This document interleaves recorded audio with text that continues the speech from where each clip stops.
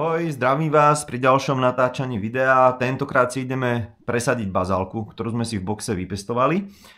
A budeme na to potrebovať substrát. Ja budem používať klasický záhradnícky substrát univerzálny. Ešte tam trošku aj perlitu, čo mi zostalo, čo som sadil čili papričky. A ako kvetináče použijem dvojdecové poháriky. Plastové, tie použijem ako kvetináče, budú to iba dočasné kvetináčiky, ale bohato nám stačia. Budem sadiť bazálku niektoré budú po jednom, niektoré po dvoch, ale budem ich hlavne sadiť podľa druhu. Ale bude zvlášť fialová, zvlášť zelená a zvlášť ešte tá trpasličia. Tak sa ideme pustiť do toho. Najskôr si naplníme poháriky a zeminu tam nebudem utláčať, iba skrátka naplním plný pohárik, alebo nie na čisto plný, tak do 3/4, lebo ešte tam pôjde zemina spolu s bazálkou.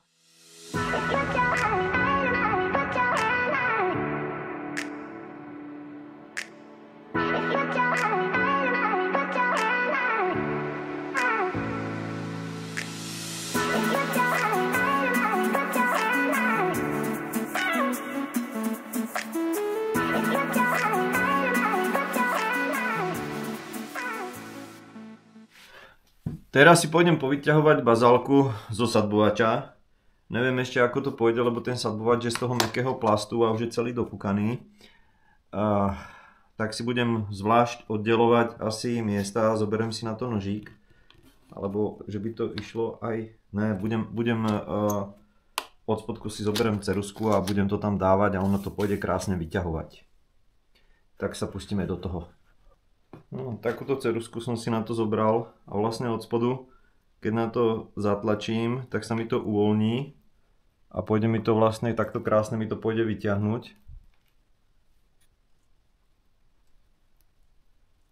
Aj takto. Takže toto je všetko zvlášť jeden druh.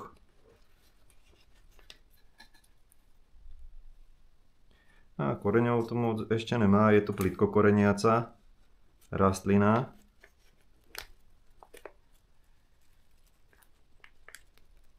Takže takto. No ja si to všetko pooddelujem teraz pekne, povyťahujem a potom to budem sadiť podľa druhu.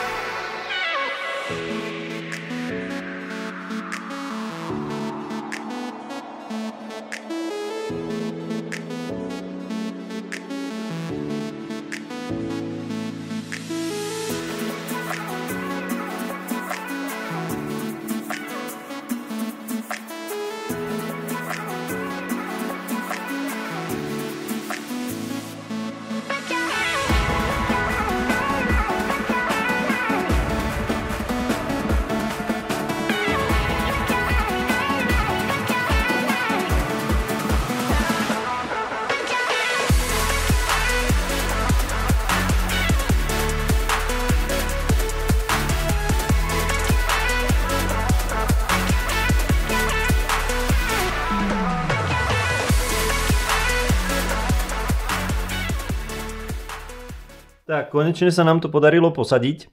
Máme tu 92 kelímkov bazaliek. Z toho máme bazálku drobnolistú fialovú, to je táto.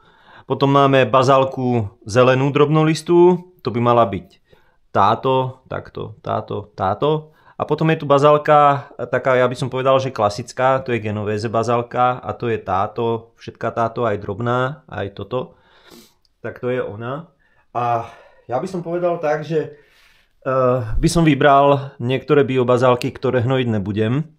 Teraz použijem toto hnojivo Katana Roots od spoločnosti Shogun. lebo dosť sa mi poškodili korienky, tak nechcem, aby mi to všetko vyhynulo, tak aspoň, aby sa to pochytalo. Ako som pracoval s tou bazálkou, tak tu bola neskutočná vôňa. Tak to tu nádherne vonalo, až mi to do nosa behalo a to štípalo. Ale to nevadí. No, skrátka je krásna, aromatická. Na to, že rastie pod umelým osvetlením, tak je krásne voňavá. No, teraz ju pôjdeme uložiť zase naspäť do boxu, aspoň na týždeň a potom už nepôjde do boxu, ale dáme ju do predsiene, tam v noci už aj klesajú teploty trošku viacej, lebo už nepotrebujeme od nej nejaký prudký rýchly rast. Ja som potreboval na začiatku naštartovať a využiť vlastné teplo, že keď sa ešte kúri, tak aby som nemusel kúriť výhrevnými podložkami, tak som využil teplo z krbu a takto nám krásne narástla. Najskôr ju všetku polejeme, každú jednu, a potom budeme aplikovať hnojivo.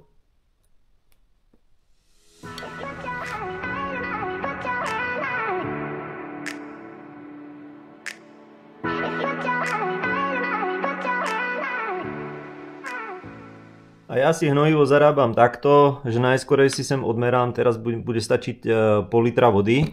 Pohnojím si iba jeden tento taký hrantík a najskorej treba pretrepať, poriadne pretrepať, aby tam tie usadeniny vlastné všetko sa rovnomerne rozptýlilo. Tak.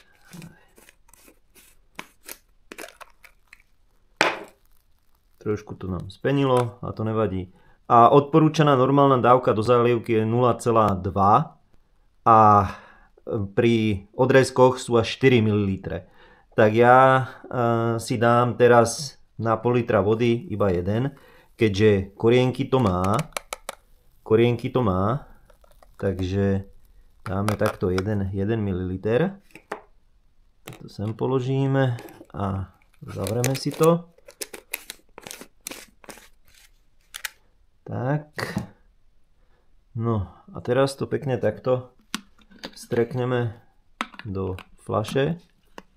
Ešte to trošku vypláchneme. Ani mi to poriadne nejde. A dobre. Inak ako vidíte, tak to hnojivo vôbec nezmenilo farbu. Voda je voda. Teraz to trošku zamiešame. Nalejeme do krhle. Tu mám takú malinkú krhlu 1,4 litra, čo polievam box. Bohato mi vyhovuje a stačí. Tak, používam na hnojenie vždy odstátu vodu. No a teraz už iba si to pohnojíme. Tejto chýba zem. Trošku jej tam dáme. Ono, ja som to moc nezatláčal, lebo som rátal, že si to sadne.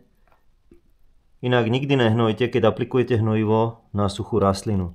Vždy až keď je poliatá.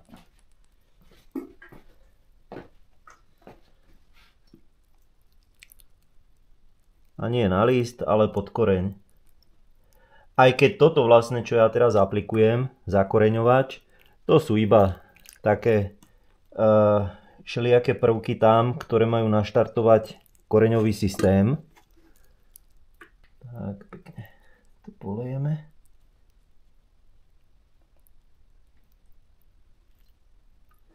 Ešte z druhej strany. A snáď som na žiadnu nezabudol. A aspoň si to budeme môcť porovnať, že ako to rastie, ako rastie to, čo bolo pohnojené a to, čo nebolo pohnojené. A uvidíme, aké tam boli zmeny. No, ešte to trošku polejeme. Trošku nám, no už tu iba pár zostalo, do každého niečo. Do tohto posledného. Hotovo. Pohnojené máme a ideme to zaniesť do boxu. Ešte taká poznámka plastovým kvetináčom tohto typu, čo sú pohárky, sú transparentné. To znamená, že slnečné lúče cez ne preniknú a tie poškodzujú korene. Takže áno, sú dobrá voľba, dajú sa použiť, ale musia byť vždy schované mimo slnka.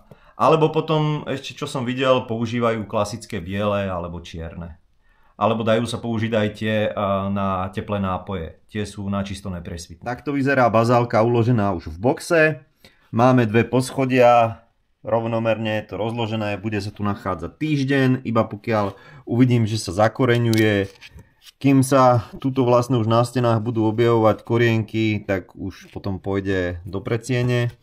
Pestujem to pod takýmito 4 trubicami, kde je také namodralé svetlo, narast. Takisto aj tuto je presne to isté, len tu je trošku znížené, aj hento hore znížime.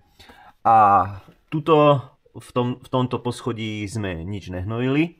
Takže to je všetko pestované bez hnojív, iba čisto so substrátom. Takže uvidíme, aké budú rozdiely v porovnaní s týmto poschodím, kde sa dávali hnojivá. Ak sa vám toto video páčilo, tak nezabudnite dať odber, like alebo komentár. A ja sa týmto s vami lúčim a nech to rastie.